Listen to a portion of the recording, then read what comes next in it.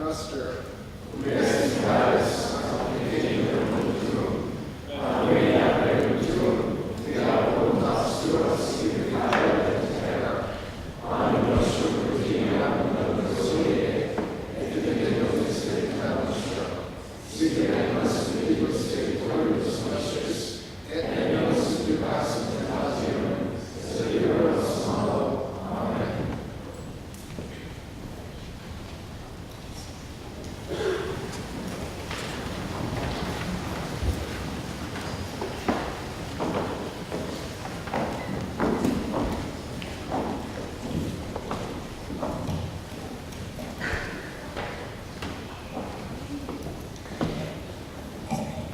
Darius, son of Ahasuerus, born of Mede, became king over the land of Babylon.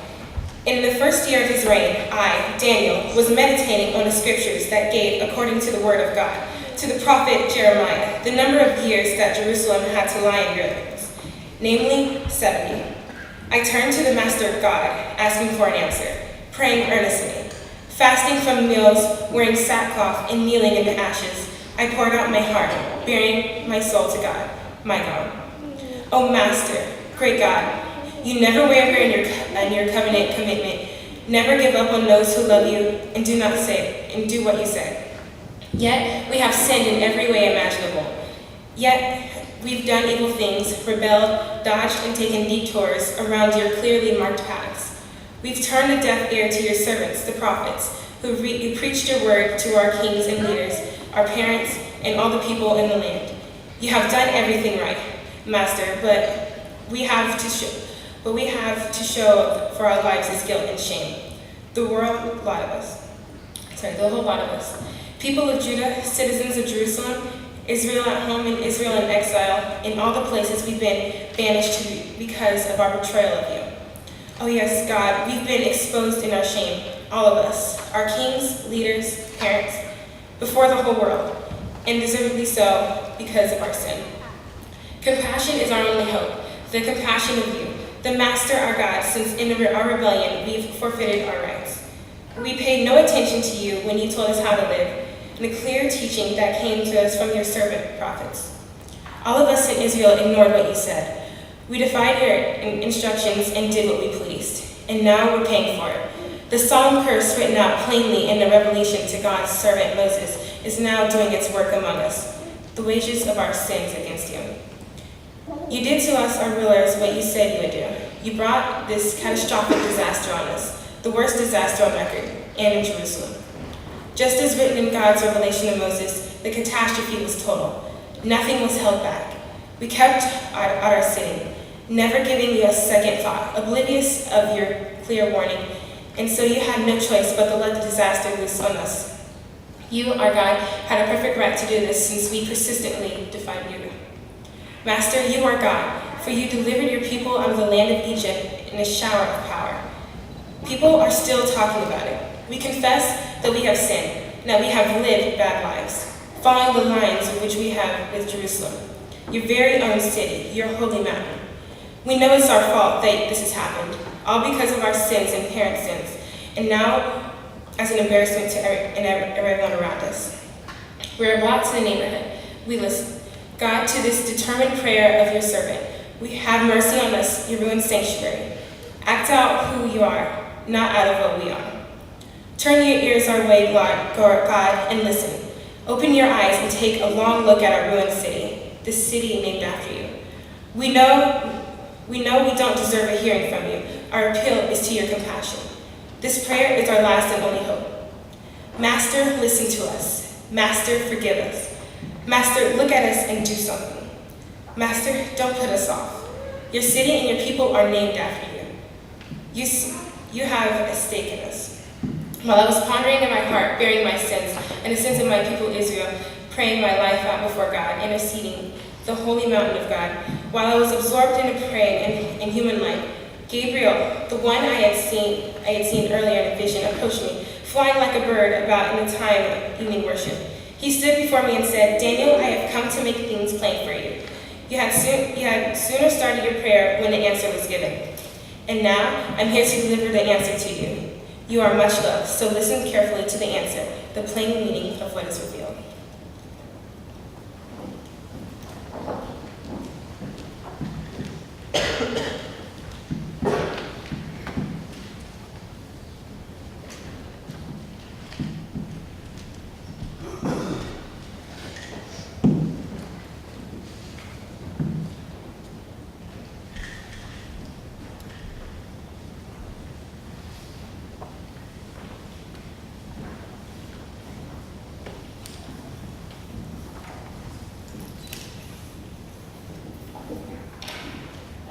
Sacrificial love. It is mid-afternoon, the hottest part of the day here in Jeddah, Saudi Arabia, and heat waves are radiating off the concrete squares. I stand in the gravel, waiting. It's my turn. Here I go. I push off hard and step onto the sidewalk, already in a run. At first, my 5-year-old bare feet sting. Then, the searing heat of the pavement begins to burn. I start pushing harder so that I'll have longer in the air between each step to let my burning soles cool. Almost immediately, my feet feel as if they've shriveled up into lumps of ash. I run as far as I can stand to. Then, I power through 5 more steps before I bail out at full speed, leaping into the gravel and slide to a stop. Looking back, I see that I've made it less than 100 feet. Now it's my older brother, Jordan's turn. The supreme level of fitness that comes with his full 10 years of age is astounding. He speeds along the pavement, leaping entire squares of concrete in a single bound. He sprints past me, his feet rarely contacting the perilous ground. He makes it a full 4 houses farther before he swerves into the cool gravel. 4 houses! That's barely a contest. We walk together beside the sidewalk toward home. When we step in the door, Mom says that he needs to do his math lesson for the day. Seeing that Landon and Jordan are now both occupied with school, and Nathan is just 2 years old, and thus very cute, but not very fun to run around with, I decide to enjoy the golden age of 5. I ride my bike. As I step back outside, I see 2 geckos scramble up the side of the house and freeze. I wave to Dino, one of the gardeners on the compound, and hop on my bike. As I glide easily over the same slabs that before were so challenging, I look at the beautiful palm trees and papaya trees. Never once did I think that living in Jeddah was unusual. I didn't think it odd that our yards had no grass, but instead had stretches of gravel that surrounded the sidewalks that connect the houses. I didn't think it odd that we lived in a walled compound in a closed country. I didn't think it odd that one of my best friends was an Arab boy named Ahmed. I didn't think it odd that in order to get groceries, we had to exit the compound through a security checkpoint, and upon re-entry, we had to show proof of our residence on the compound, have the car inspected, and have the car checked on the underside with a handheld mirror. Looking back, I still don't think that it was unusual. Instead, I realized what a unique privilege I had. Being a closed country, Saudi Arabia is inaccessible to all foreigners, unless they are sent there for business. My dad worked for GE Aircraft Engines, and had been relocated there as a field rep for the company. Being nearly 100% Muslim, the country is the perfect mission field, and yet no missionaries are allowed to enter. In fact, evangelism of any kind is strictly forbidden and harshly punished. So when we arrived in the country, my parents connected with a group of what they called tent makers, missionaries who support themselves with their occupations as opposed to being backed by a missions organization. I later learned that this was the group that set us up with a certain strange device. I remember finding, hidden in the closet of an unused bedroom, a contraption with two rectangular slots on the front, like a VCR that had spaces for two VHS tapes. Later, I learned that this was a duplicator, for copying the contents of one tape onto a second blank tape. My parents were also given a copy of the Jesus film in Arabic to copy and distribute. I had no idea at the time, but now I realize what a risk my parents were taking by copying that film. I had honestly never considered the fact that this kind of lifestyle was anything but normal. And neither did my parents, but in a different way. For me, Jeddah was a place of play and fun, a place where taking risk meant running till my feet got hot.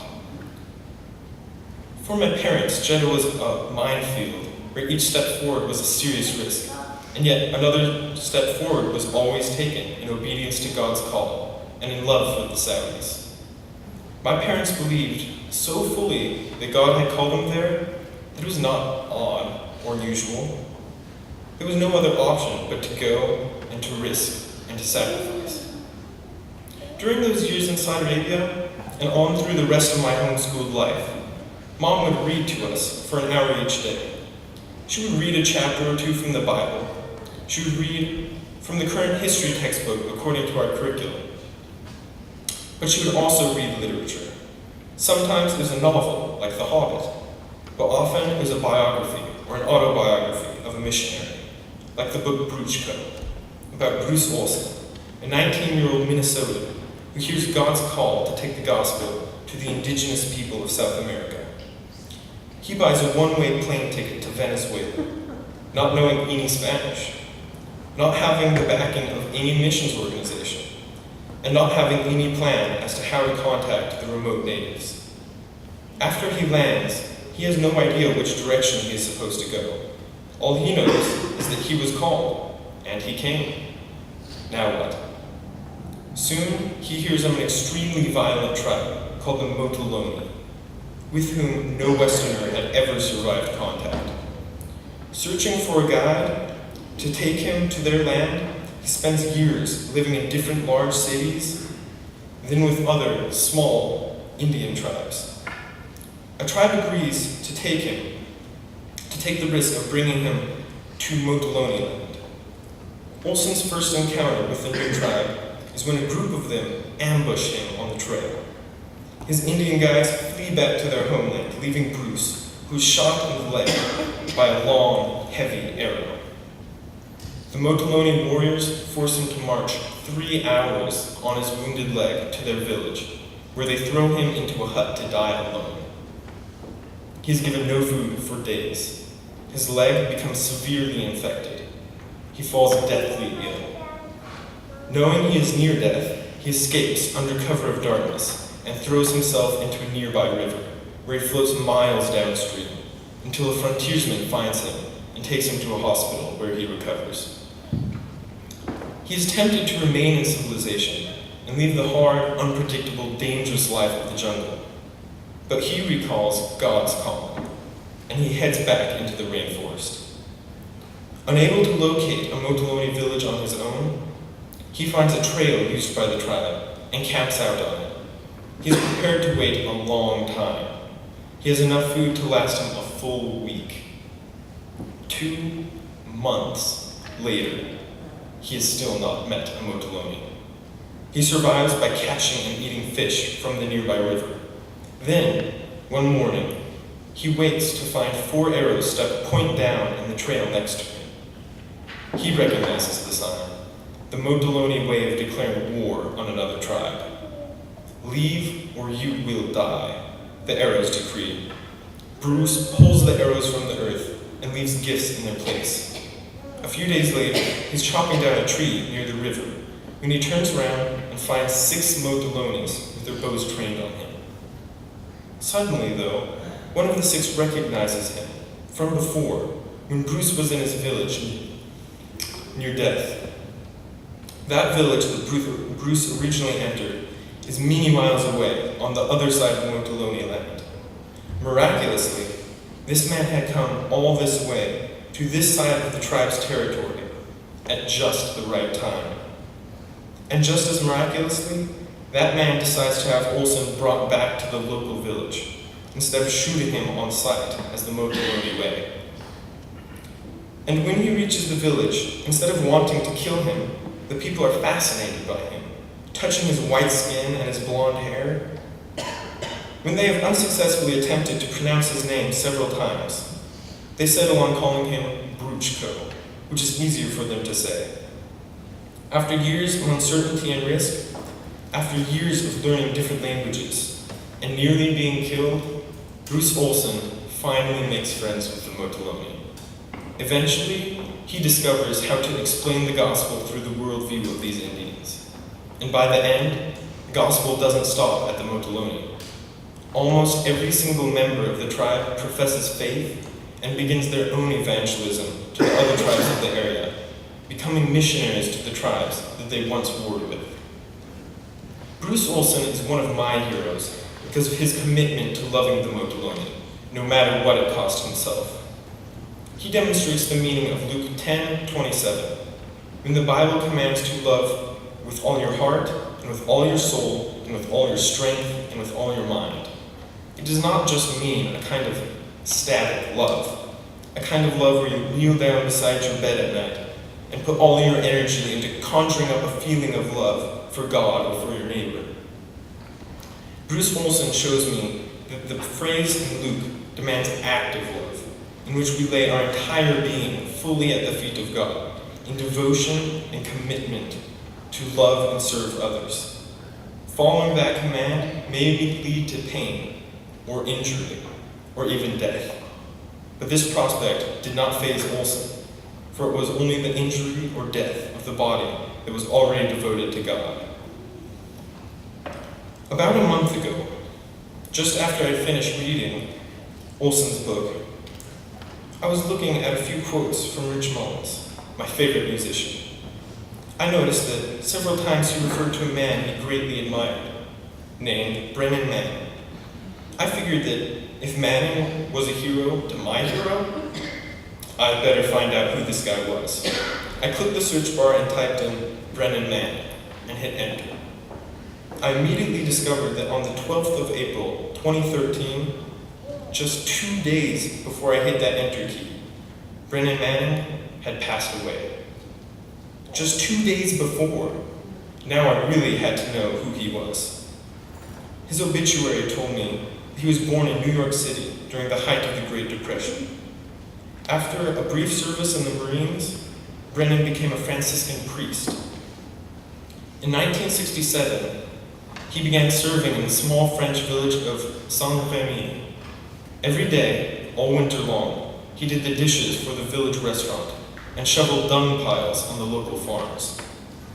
And when he had been in that place for 6 months, he moved to a village named Farolete in the Spanish Saragossa Desert.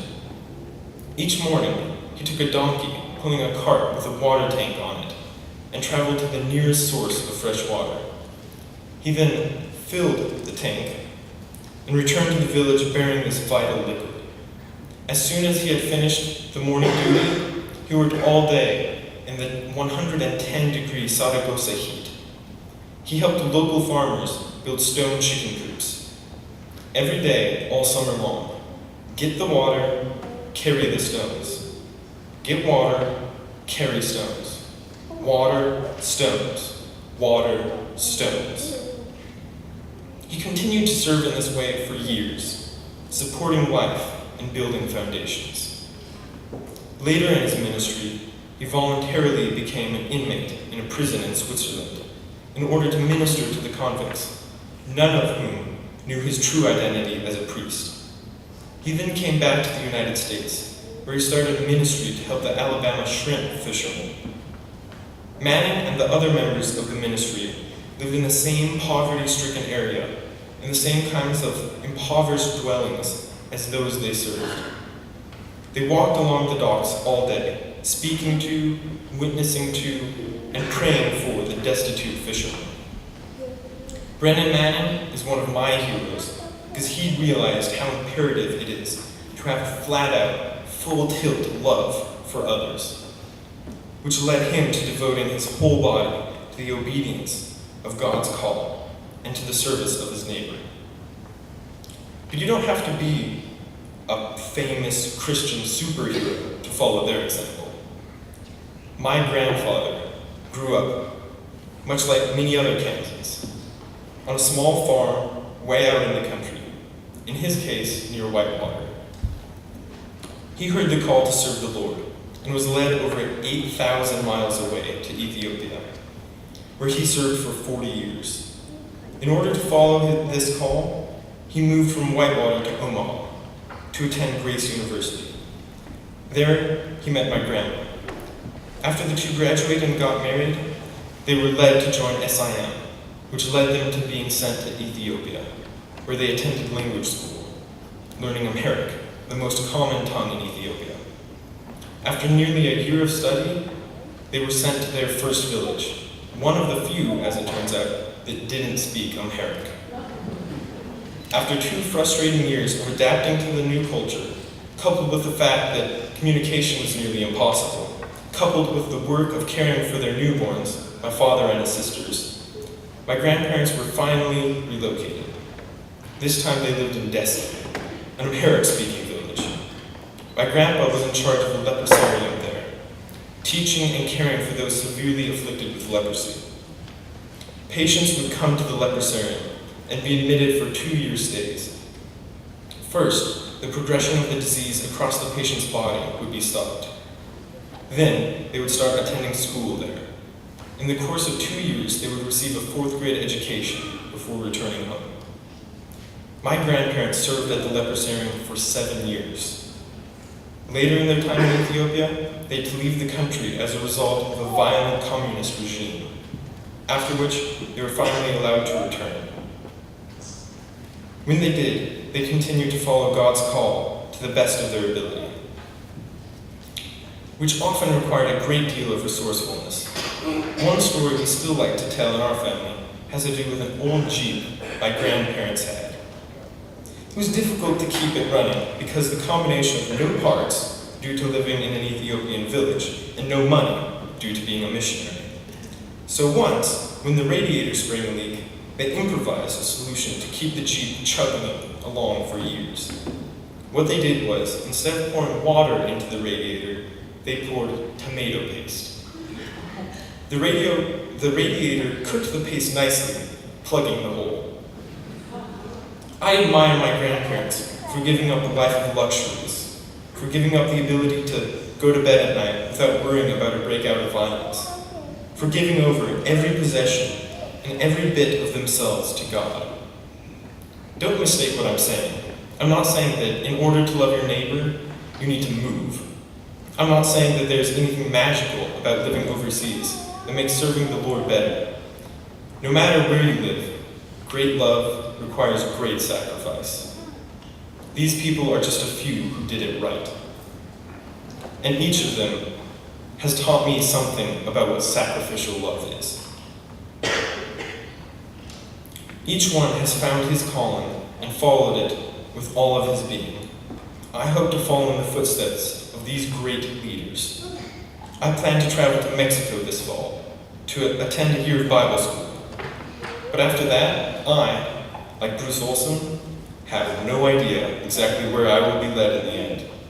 He was called to minister to an Indian tribe in South America. What will I be called to do?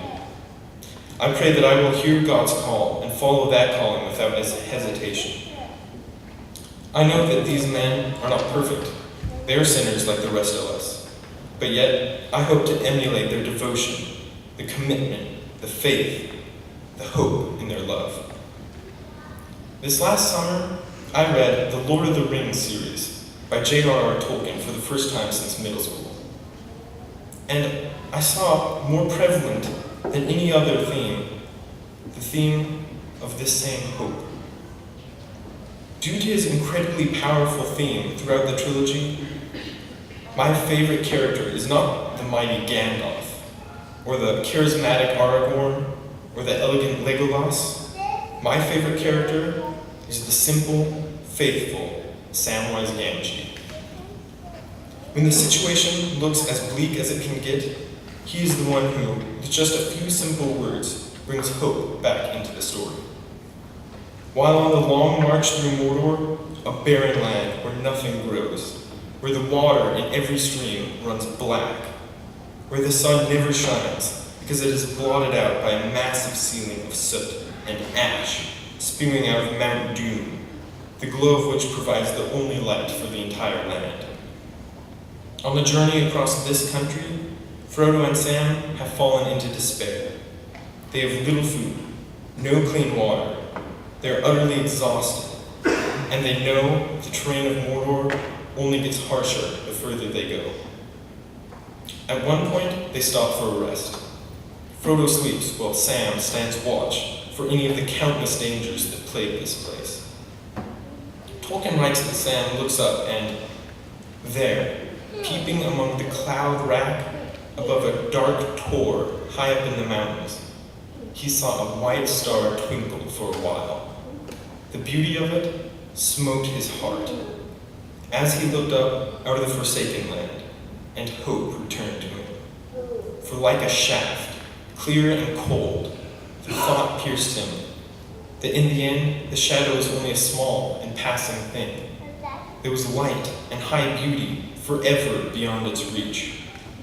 Now, for a moment, his own fate, and even that of his masters, ceased to trouble him. Sam looked outside of himself. He looked up and found hope that dispels all fear and despair. Which brings me to the example that has impacted me the most, one that I will keep with me wherever I go. It is 1 John 4, verses 18, 20, and 21, which shows us why sacrificial love is necessary. There is no fear in love, but perfect love drives out fear. Whoever claims to love God, yet hates a brother or sister, is a liar. For whoever does not love their brother and sister, whom they have seen, cannot love God, whom they have not seen. And he has given us this command: anyone who loves God must also love their brother and sister. As I leave Northfield, I want to continue to strive to live without fear, fully devoting myself to God's call, to the honest and active love of the Lord and of my brother and sister. So my question tonight, to me and to you, is, where have we been called? What do we have to give up to get there? And will that stop us?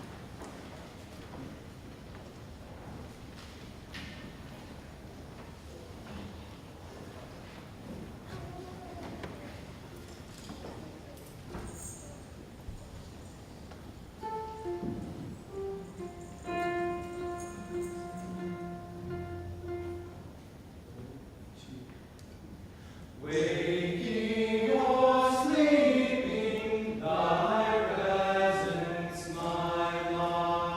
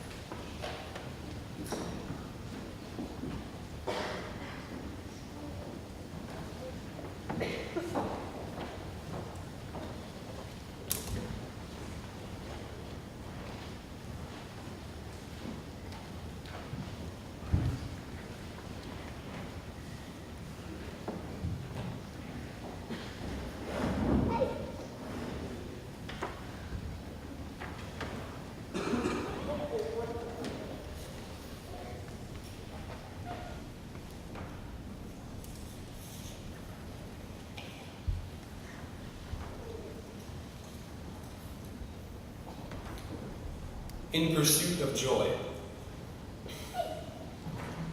I'm 7 years old. It's a near perfect day in Kansas. A thin layer of clouds provides a warm, moderately humid air that's barely disturbed by a nudging breeze. My older brother Chris and I decide to take advantage of the afternoon outside, racing wagons and bicycles and skateboards down the long and sloped driveway in front of our home. The drive, made up of 8 separate concrete slabs set in a 2-wide, 4-long composition, is a minefield of cracks and bumps, perfectly treacherous to hard plastic wheels. My favorite vehicle with which to brave this track of doom is the red wagon, because it has a long handle that pivots back far enough to steer the craft while I'm mounted in the cockpit. I don't hesitate to jump into the 4-wheel contraption and take off. Piloting the cart expertly, I rumble down the driveway and rattle to a stop in the gravel at the bottom. Several hundred rides later, this mode of entertainment begins to lose its edge, and I'm left searching for a more thrilling way to appease my appetite for danger. I ponder what I can do to make the descent more rewarding. I get nowhere in this pursuit and am ready to give up when Chris pops in with an unbeatable idea. At first, I don't understand it. "You should ride in the wagon with the Doot," he exclaims. A doot is actually a noise made by shouting, "Doot!" through the cardboard tubes found at the center of rolls of toilet paper or paper towels. However, we christened the actual tube with the name Doot to keep things simple. Otherwise, they'd be called one of those cardboard tubes you shout Doot through. Anyways, days we could get our hands on one of those treasures were good days. So I think, a Doot? That's resourceful. But will it take the excitement to the next level? However, I realize that Chris is about to reach the wizened age of 11, and I trust his judgment in knowing the general excitement value of just about everything. "Okay," I reply, and wait to hear more. Chris seems to know something I don't. He leans in before saying mysteriously, "A big Doot." "How big?" "Big." Chris leads me into the shop, and I wonder how a Doot could be so large that it needs to be kept in there. I begin to quake in anticipation. We walk in, and through the dark, I see the looming shapy points too, 8 feet long and wide enough to put my leg into. This truly was a Doot of warriors. We haul the giant out to the opening of the garage and just stare at it for a bit. "Who needs that much toilet paper?" I ask. "I think it had a roll of cargo," says Chris, still staring. "Well, I'm ready. Good." I sit in the wagon in the garage where the concrete is level and adjust the cushion on my seat in an old worn blanket. Chris hoists the Doot up for me. I rested my hands with 2 big arms, straining under the weight.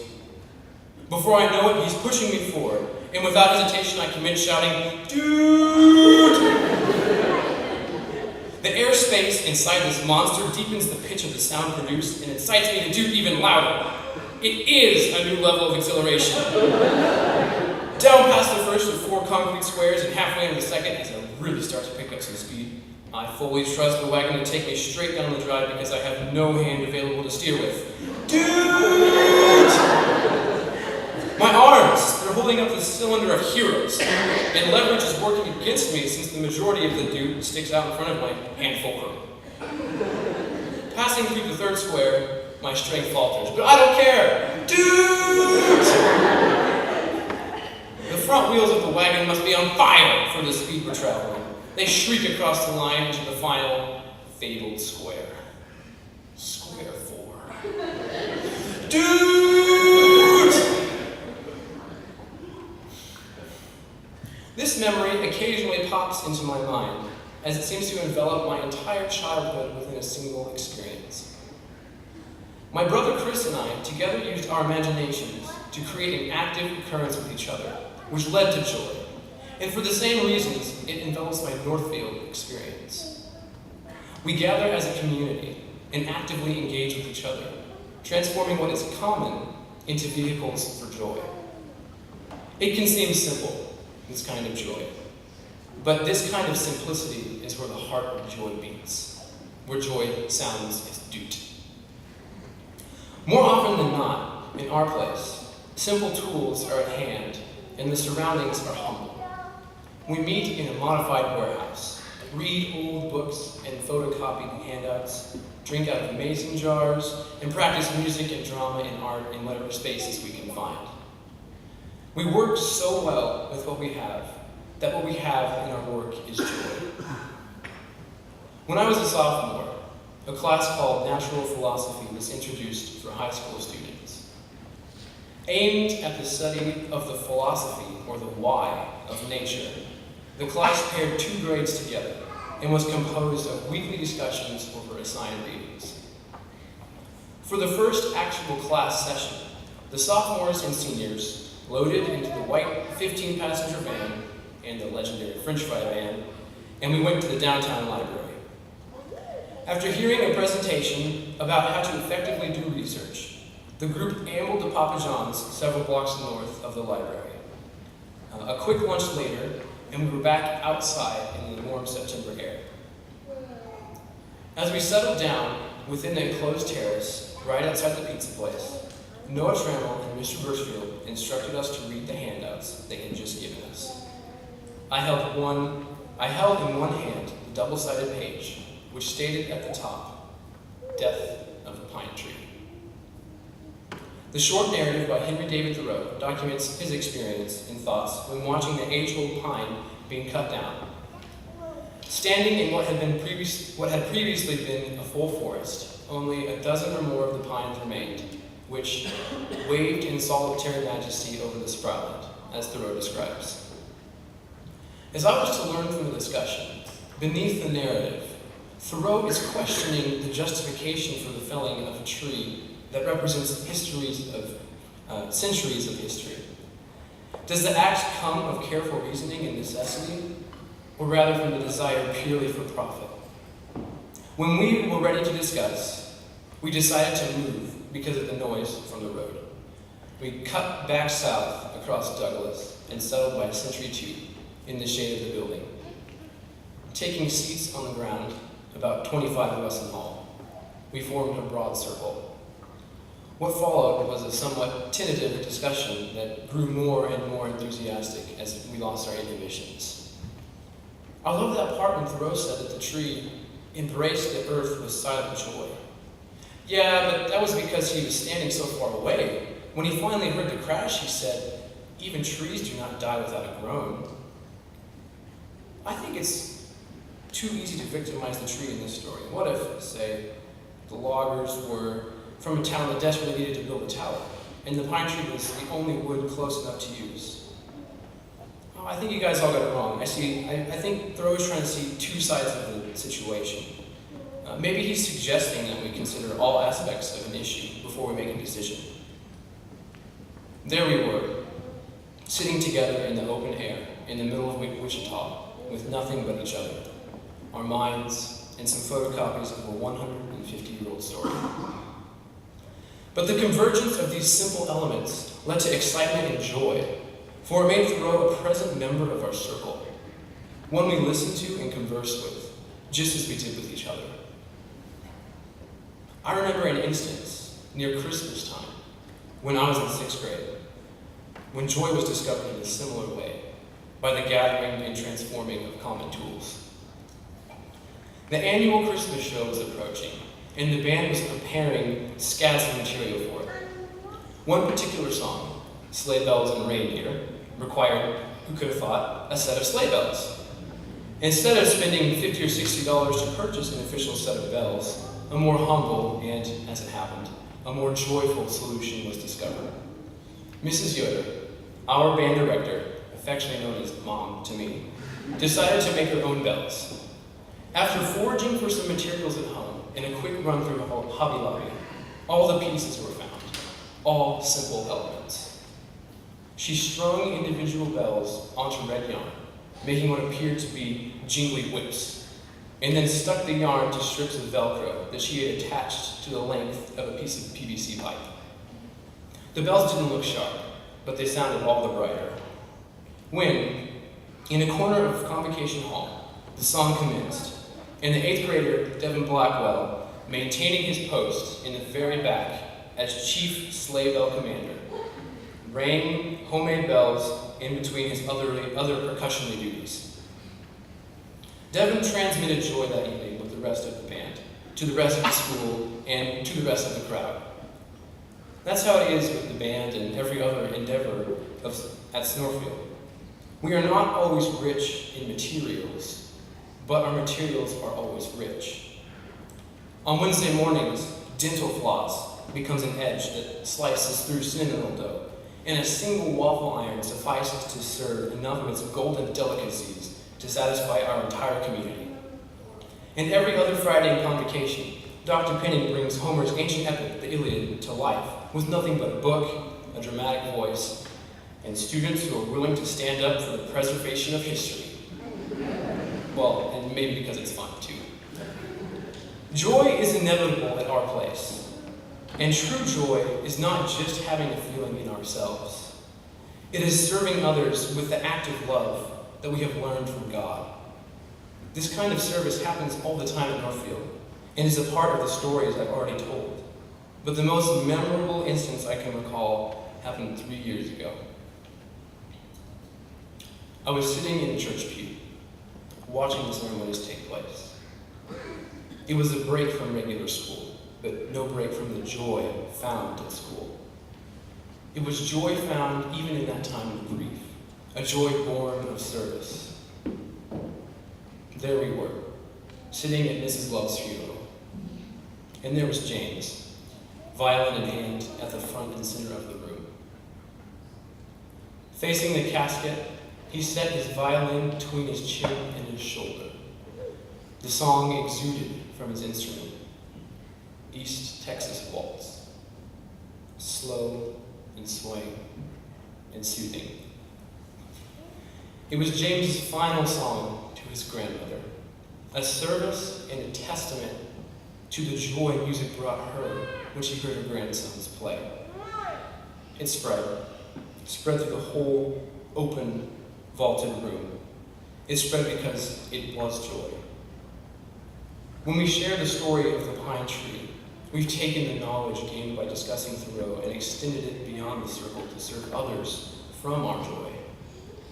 When we sing at the airport, when we visit retirement homes with the band, when 10 string players balance on a boat on Lake Vermilion and play Russian music box from dock to dock, we carry our joy-filled craft to serve those beyond our walls.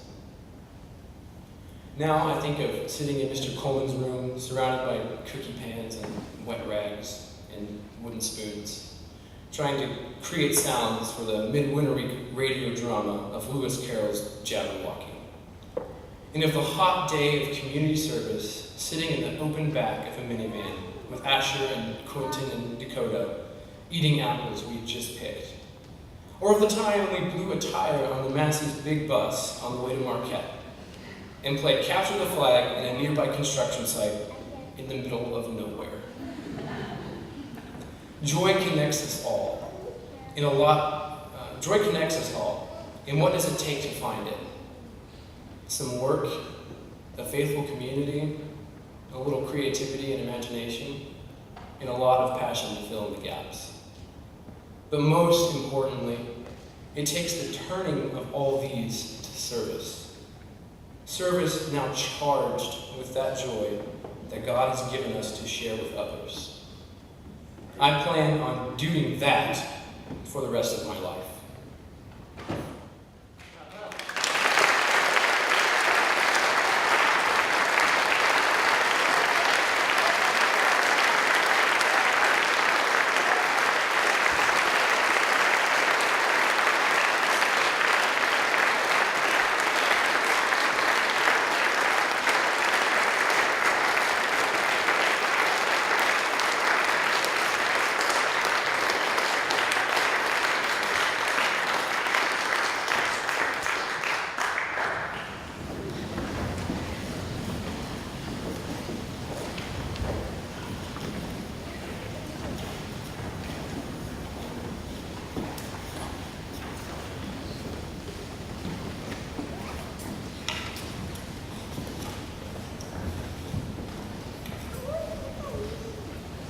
Dylan John Ince.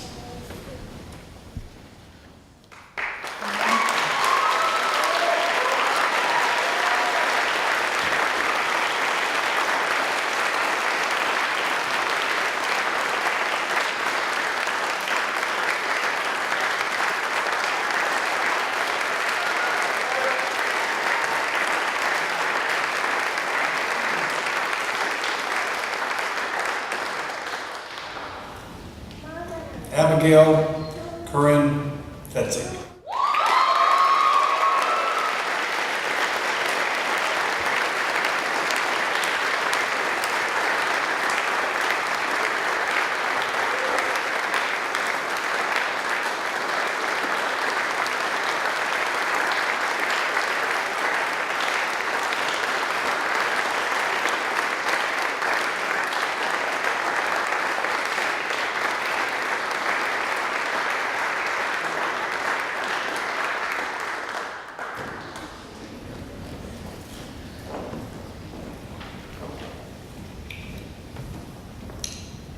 Christy Gabrielle Harmon.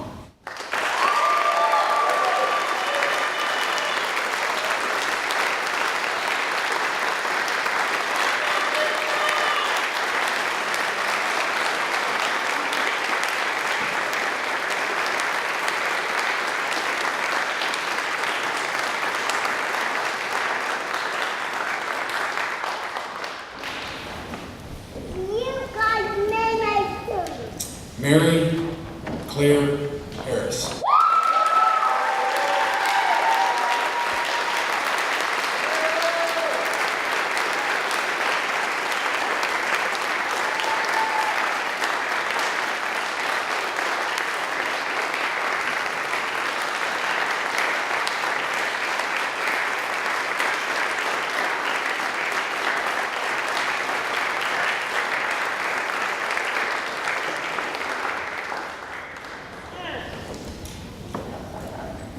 Austin Grant Henry.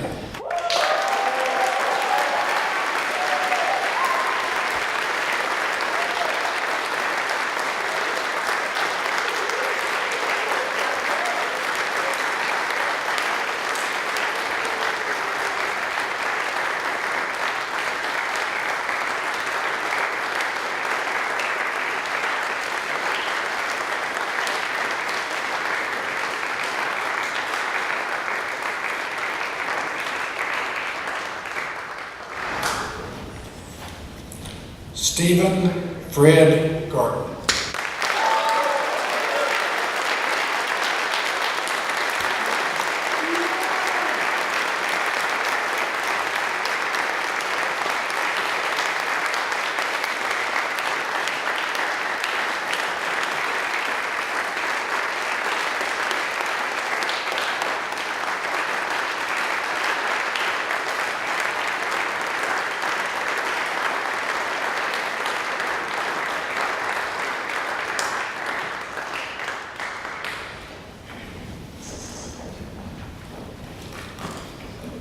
Alexis Mackenzie Jernigan in absentia.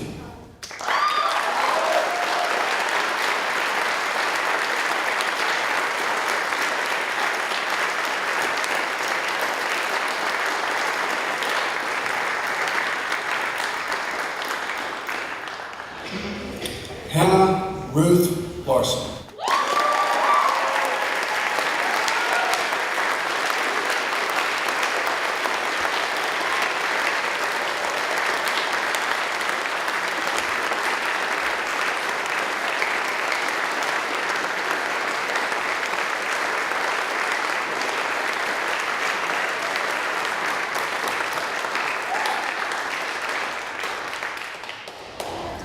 William Asher Seaguard.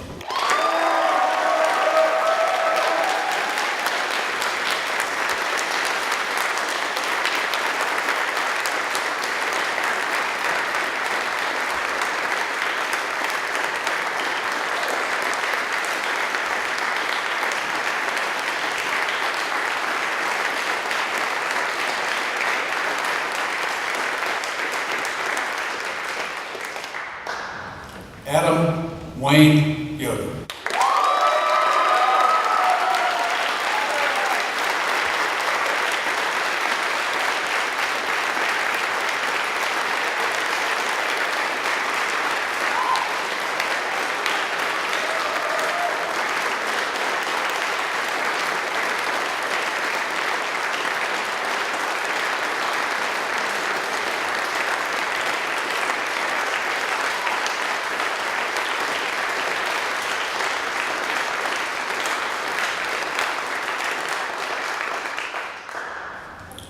Quentin Matthias Zimmerman.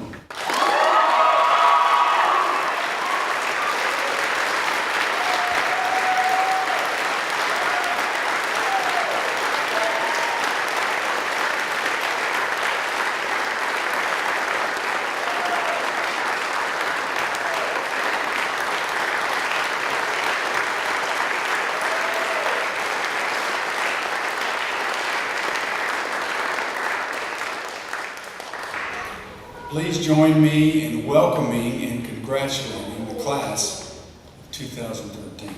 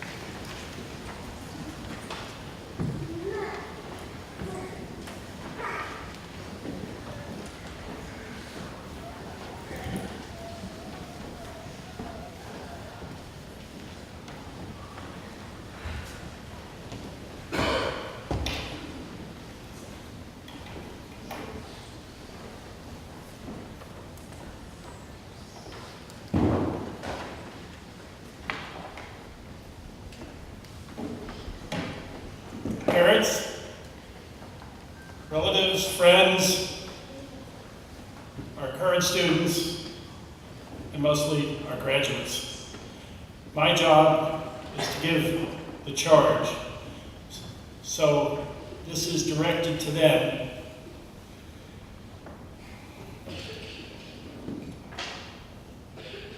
And it might actually, by pure serendipity, pick up a few themes you've already heard. I didn't pay them.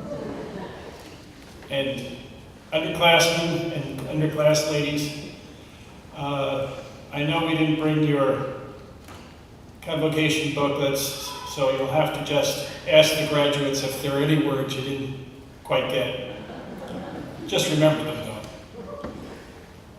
No prize. You've just finished the joy and adventure of learning about the one, the true, and the beautiful. You've done this through the liberal arts, the trivium and the quadrivium. You've done it through stories, stories you've lived and stories you've heard that have made them very personal. And here I am. I'm not a Northfield graduate. I'm in a congregational church. In many ways, I'm a stranger in a strange land. And yet, I feel I very much know what goes on at Northfield, because the education I had by the Jesuits in my high school was in many ways very similar. And I'll have to draw on my stories from them in order to give you, to develop this charge. So forgive me if my example sounds somewhat strange in a strange land. The Jesuits were founded about 500 years ago almost 500 years ago, by Ignatius of Loyola, a Basque nobleman. And much as Dylan told you, the vocation he thought he had, which is to be a glorious knight, probably saving damsels and probably doing some other things with them, didn't quite work out the way he expected. And yet, the talents that he had learned through his education, God called him to do great things. He spent an apprenticeship as a clerk, apprentice to bureaucrats, if you will. Little did he know that he'd wind up running a worldwide organization that he started with 6 people. Much like Northfield was a very entrepreneurial. It was said of him, he trained them so they could go out and act like an agent behind enemy lines, with little direction and no help from the front office. You're used to that.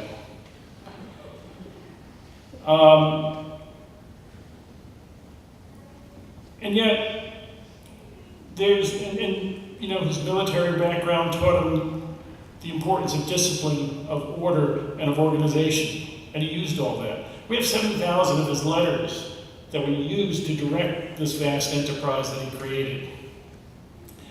And who knows where your vocation will lie.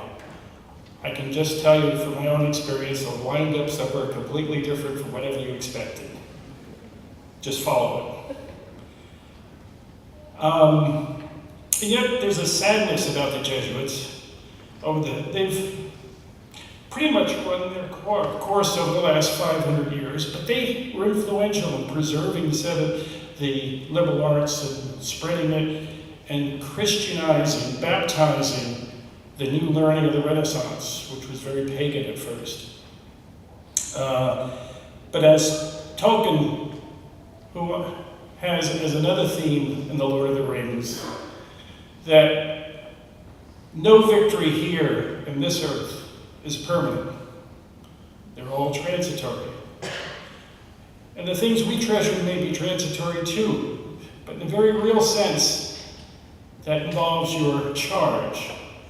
Another Jesuit I've met, Joseph Fassino, addressed a group of homeschoolers. We know how many homeschoolers we've had here.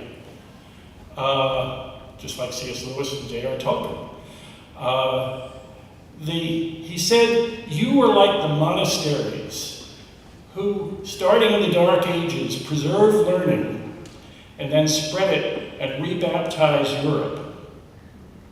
And you too have that as part of your charge.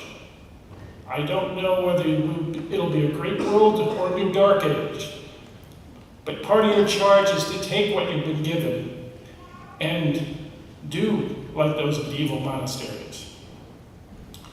Another Jesuit's been very much in the news, Jorge Bergoglio, who became called to be Bishop of Rome. And 2 things strike me about him. First is his courage. He stood up to the military juntas, the right-wingers in Argentina. He stood up to the left-wing terrorists. And he stood up to the current government. I'm amazed he's still alive. And you'll need courage for your task. Never underestimate courage as an important weapon in your arsenal. Courage and joy. Because both are needed if you're going to spread the one, the true, and the beautiful.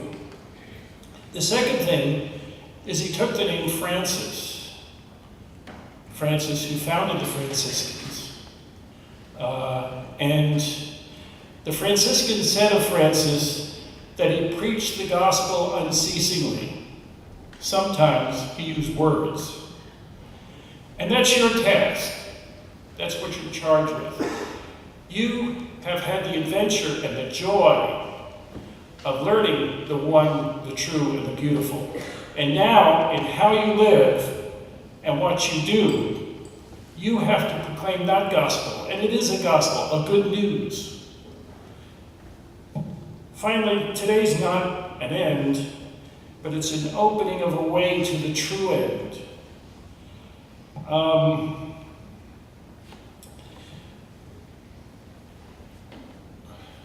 How many of you have either read or read someone or had read to you the Chronicles of Narnia? Raise your hand. At this point, you need a little activity. At the last battle, if you remember, at the very end, they go into that hut and they leave England, which is very real, and then they go into a realer, truer, more beautiful England. And then they go up and into a truer and more beautiful England. And that's why today I say this is not an end, but a way towards an end, the true end. Because your task finally is to go up and in and up and in and never stop, whether it's over the next 30 years or the next 50 years or the next 80 years or the next eternity. Go forth.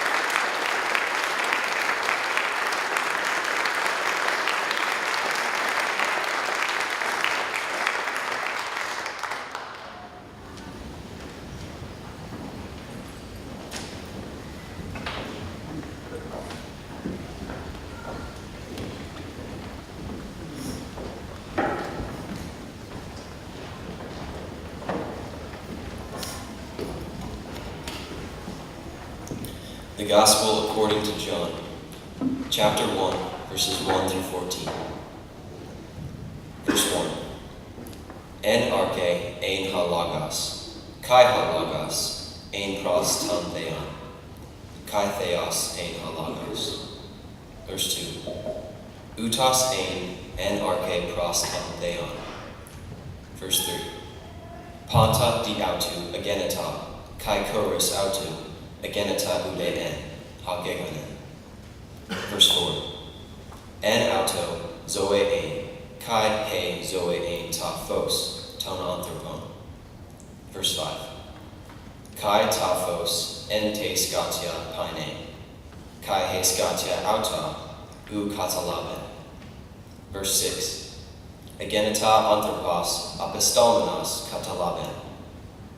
Para theu anima auto Ioannes. Verse 7. Utas elthen eis marturion, ina marture se, peri tu photos, ina pontes, istusosin di autu. Verse 8. Ub ein ekenos ta phos, al ina marture se peri tu photos. Verse 9. Hein ta phos ta alethenon, ha photidze panta anthropon, erkomenon eiston cosmon. Verse 10. Ento cosmo ein, kai ha cosmos diautu agenita, kai ha cosmos auton uk egno. Verse 11. Eis ta idia elthen, kai oidia auton u parelabon. Verse 12. Asoi de elabon auton, edoken autos excusion techna theou genestai. Tois histuusin eis ta anima autu. Verse 13. Oi uk ex amaton uda ek thelematos sarkos, uda ek thelematos andros, al ek theou egenetheson. Verse 14. Kai halagos sarx egenita, kai eskenosen en amen. Kai ethe a samatha ton doxon autu.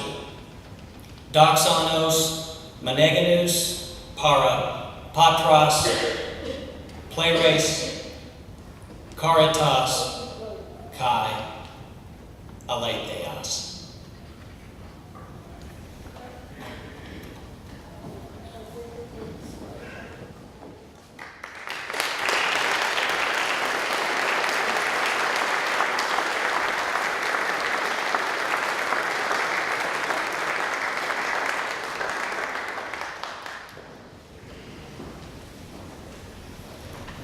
That was Greek to me.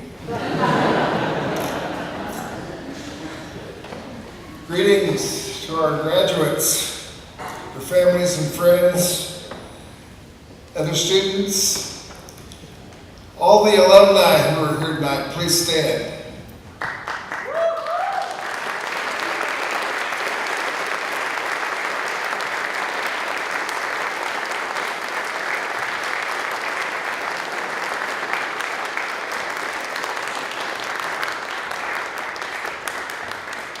To my colleagues and my former colleague David, I'm so glad that you're here.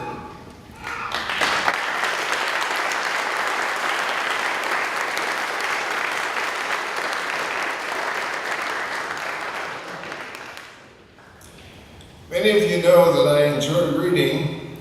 Currently, I'm in the midst of at least 6 different titles. These books have arrived to my table from resources far and wide. Today I'm going to reference 2 of those books which are on my plate currently. Intellectual Appetite, a theological grammar by Paul J. Griffiths, and Confessions of St. Augustine. I was moved to reread Augustine's Confessions in the City of God after attending an 8-day Institute workshop last fall.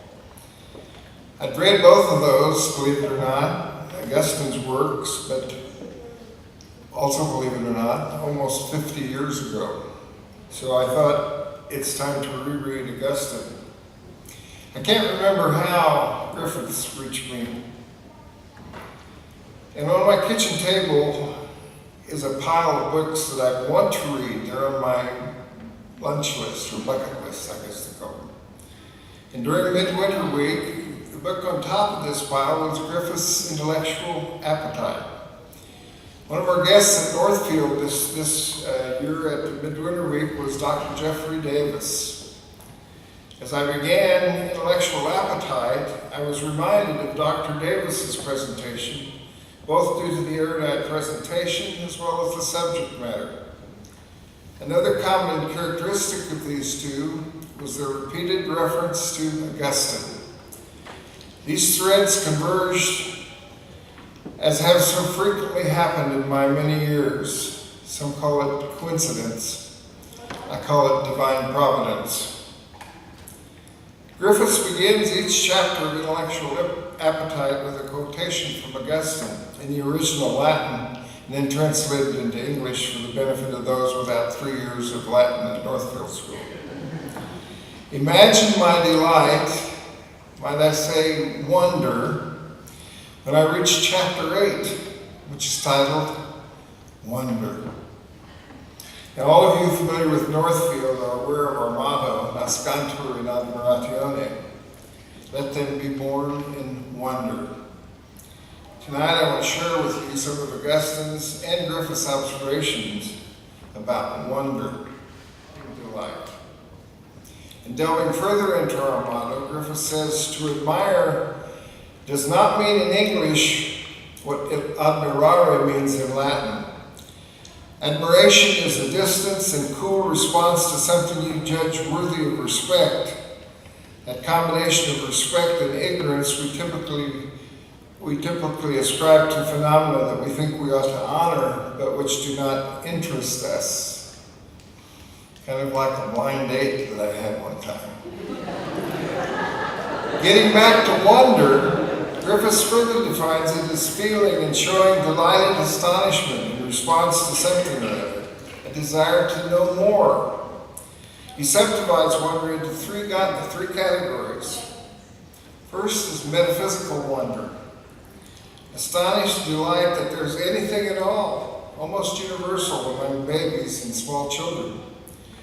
Usually this wonder does not survive beyond the age of 7, but for very few, this wonder recurs in lyrical poetry, and even more rarely, thank God, results in a group called metaphysicians, who ask and provide various incompatible answers to the question of why there is anything at all and what it means, if anything, for all to be. Thank God, not too many of those metaphysicians around. The second type of wonder is directed toward yourself. I'm looking at you graduates and you young folks. How striking and puzzling and delightful it is that you exist as one who can be aware of yourself as existing, as capable of feeling wonder at that fact, and at the fact that there's anything at all, and at the fact that there are so many marvelous and particular things to wonder at. This wonder is visible in babies as they gradually learn to distinguish the parts of their own bodies from the surrounding cosmos. It's strikingly evident, not always to good effect, in the self-centeredness of adolescents, who typically find themselves so positively and negatively fascinating that they cannot easily wonder at or even fully register the existence of anything other than themselves. And the third kind of wonder at particular creatures or things, usually resulting in life's work or whatever it is which is prompted or sustained by wonder. Most of my remarks this evening have been gleaned from Griffiths, who has gleaned from Augustine. Had I been faithful to Mrs. Garden and Mr. Coleman's guidance on due credit and diligence in citing my resources, this presentation would have continued at least twice as long, with countless additions of open quote, close quote. Let me finish with a prayer recognizing wonder and awe, and it's called the Blessing of Youth. Lord, we ask your blessing upon our young people. May they come to know and share the wonder and awe that is within them. As they grow in wisdom, knowledge, and understanding, bless their openness and enthusiasm. Strengthen and support the many good works they do. Challenge and provoke them along their journey of faith as you guide them to understand their true calling in this world. In all these things, we ask your blessing upon them this day, in the name of the Father, the Son, and the Holy Spirit. Amen. Please stand for the Irish blessing.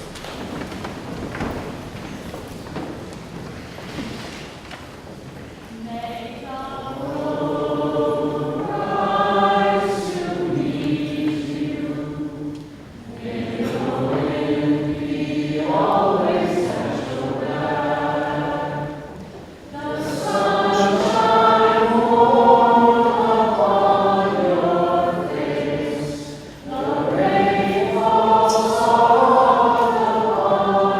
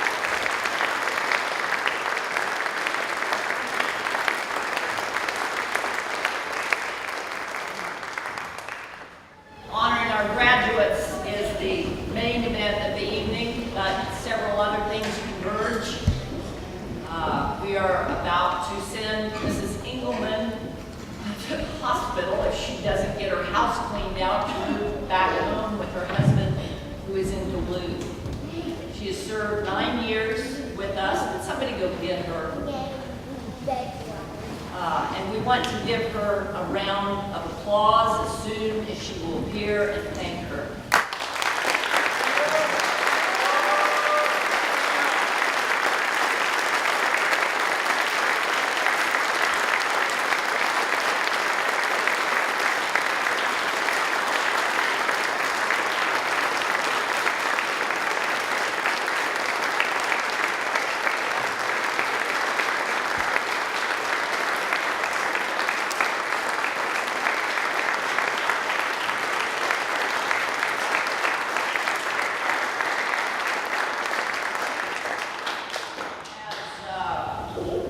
Who was it today said that they never saw her except she was grading papers or shoulder to shoulder with a student at work, correcting, encouraging, never yielding to the temptation to throw the paper down and poke the kid in the eye with a pencil.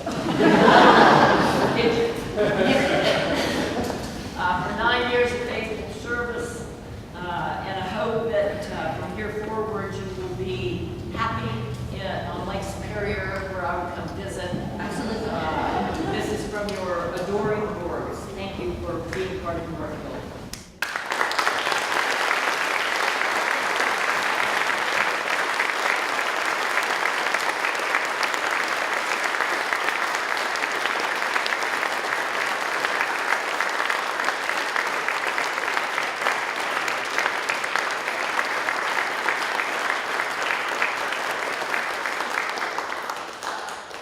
I'm standing in the crowd wondering if Aunt Nancy and Uncle Bob escaped here. Bob's birthday was on Monday, May 20th. I always try to have graduation on his birthday. I can't remember how old he is because it would tell me how old I am. But this is the 20th year of Northfield. And it's a year of great transition. As you all know, we'll be leaving our warehouse, which has become adored by all of us. It's the topic of speeches. It's the wonder of people who come and see and don't understand how education can take place in a spot like that. But Uncle Bob refuses to be the founder. He prefers to be the one who found what was happening in that warehouse and called it a school. And for his birthday, and in honor of 20 years, we're going to sing it. Are we ready? Uncle Bob, I won't make you come up, because he said for the first time he got to sit with Aunt Nancy. Happy birthday to you. Happy birthday to you. Happy birthday, dear Mama. Happy birthday to you. Thank you very much.